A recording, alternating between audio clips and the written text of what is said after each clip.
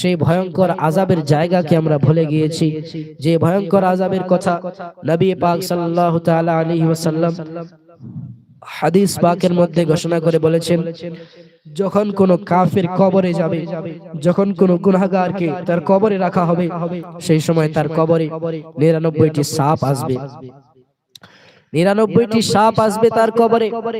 নবী পাক সাল্লাল্লাহু তাআলা আলাইহি ওয়াসাল্লাম বলেন, হে আমার উম্মত, ও আমার উম্মতি, তোমরা মনে রাখো, জেনে রাখো, সকলেই খেয়ালে রাখো, যখন তোমরা অন্ধকার কবরে যাবা, যদি তোমাদের আমল ঠিক না হয়, যখন অন্ধকার কবরে যাবা, সেই সময়ে আল্লাহ তাবারক ওয়া তাআলার হুকুমে তোমার কবরে যদি গুনাহগার হও, তবে তোমার কবরে 99টি সাপ ছেড়ে দেওয়া হবে।